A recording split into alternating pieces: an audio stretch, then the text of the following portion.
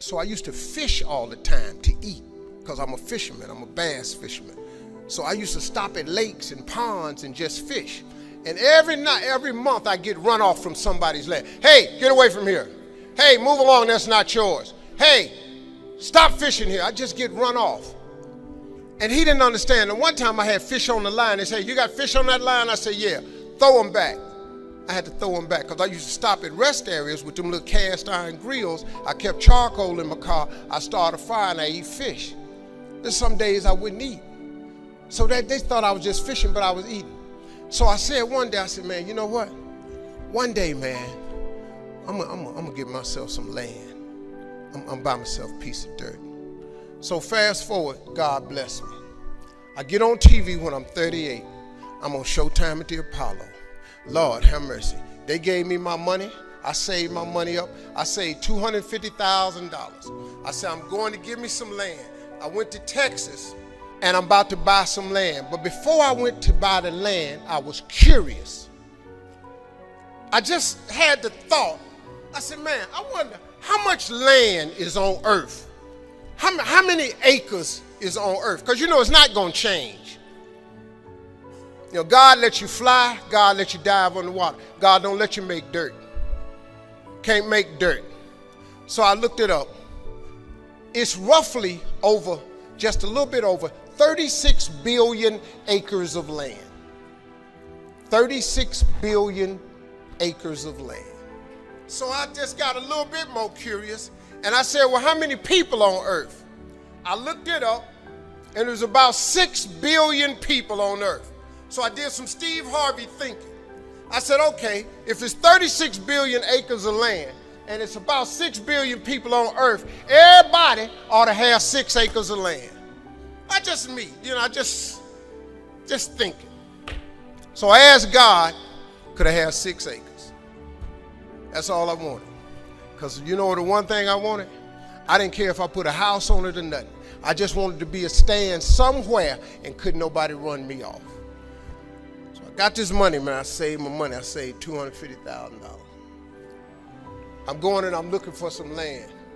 The first day I get there, I see a piece of land in Texas, so beautiful. I couldn't believe it. It had rolling hills, had a pond on it where I could fish. The dude took me over there. I look at the land, and I'm looking out. I said, man, this is great right here. I said, sir, how much is this right here? He said, well, it's about $600,000. I said, man, I ain't got that kind of money. He said, well, how much do you have? I said, I got $250,000.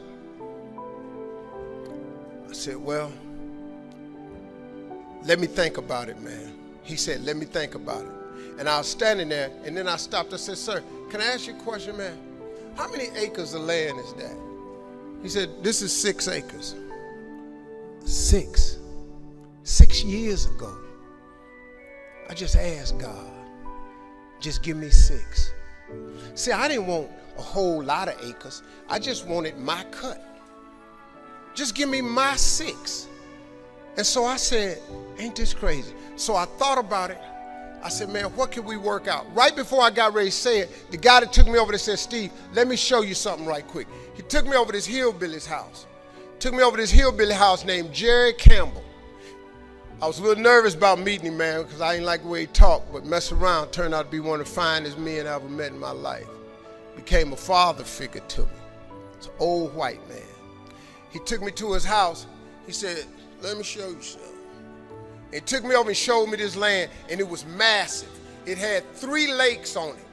It had rolling hills. It had trees. It was unbelievable, man. I said, man, this is incredible. I said, man, how much is this? He said, this 16 acres. I said, hey, man, I ain't got that kind of money. Let me go on back over here to this dude where Mike can cut a deal. He said, well, let me ask you something. What was you going to give that man over there? I said, well, I hadn't worked it out yet because all I got is $250,000. He said, well, listen, I'm in a little bit of a tight right now. Said, if you can bring me $250,000 cash by tomorrow, I'll give you this 16 acres. I showed up next day, $250,000. 16 acres. See, that's grace and favor right there. That's what that is. So my first piece of land was 250 acres. So I said, man, this is the land that I'm going to save for my family. I'm going to fish on the rest of my life. I'm going to be an old man. So then I got to thinking, I said, hold up, man. You mean you have not because you ask now? I asked for 6 years ago. He showed me 6, but he gave me 16. So I went to God. I said, God, listen to this. I'm from Cleveland. I got a couple partners that's locked up. They probably won't be using they 6. So I said, Lord, could I have they 6? And he said, yeah. So every time acres came up available around that 16, I bought it. And I bought 6 more. And then I went back and I said, well, Lord, you know, all my friends ain't locked up, but some of them just ain't, you know, they just ain't, well, they just ain't nothing. You know, they don't want nothing. They ain't trying. Could I have they 6? So he gave me they 6. And so then I was doing a show one time on HBO, a friend of mine. He's an atheist. He don't believe in God, but he got a late night show. And he asked me to do the show, and I thought I was going to be on there telling jokes. But come to find out, he was doing a show on atheism. And I turned him down. I said, I don't want to talk. He said, man, why don't you come and talk? You're a man of faith. I said, well, I don't like arguing with people who don't believe in God. You don't believe in God, I think you a fool, and I'm pretty sure since I believe in God, you think I'm a fool, and I don't think 2 fools ought to be standing around talking. Let's just end that. He said, man, come on and do the show. So we did the show.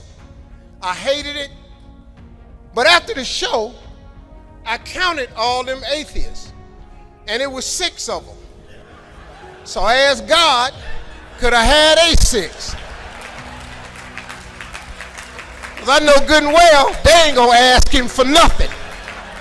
So he gave me they 6.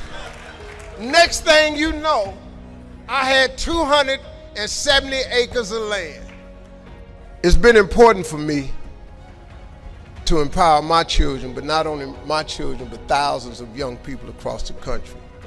And education is the key for a lot of people.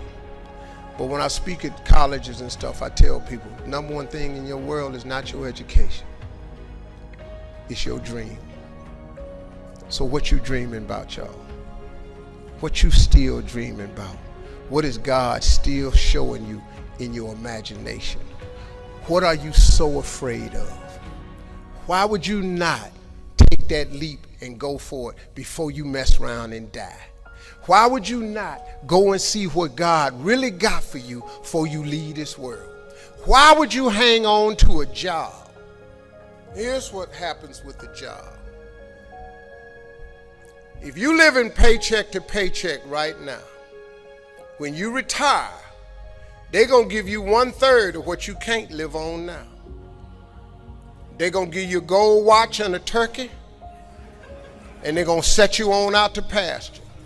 If I was you, before I leave this world, I'd go see what God really got for me. Just take a chance. Too many times people come to show business because they just like the look of it, they passionate about it, or they pursue something that they're passionate about. Please make sure before you come to this business that you are gifted at it. The Bible says your gift will make room for you and put you in the presence of great men. It does not mention your passion. You have to be gifted. Most people are not successful today because they never tie their work ethic to their gift. They keep tying it to their education and their passion. Once you learn the principles of success, you can apply it to anything. Do you know you can get rich selling tomatoes? You can get rich cutting hair. The dude that used to cut my hair, I met him in the 80s down in Texas. He used to cut my, when I walked in barbershop, I paid $10. When he stopped cutting my hair, he was making $1,500 a cut, and he cut my hair 5 times a week. Same haircut. Messed around and got clicked in out there in Hollywood, and it was $1,500 a haircut. So when he wasn't cutting my hair, sometimes he cut Bernie hair. Then he go over there and cut Sayers' hair. Then he cut DL's hair. It's $1,500 a cut. He would finish up some weeks, man, that dude make $15,000 in a week cutting hair. Once you learn the principle of success, you can apply them to anything.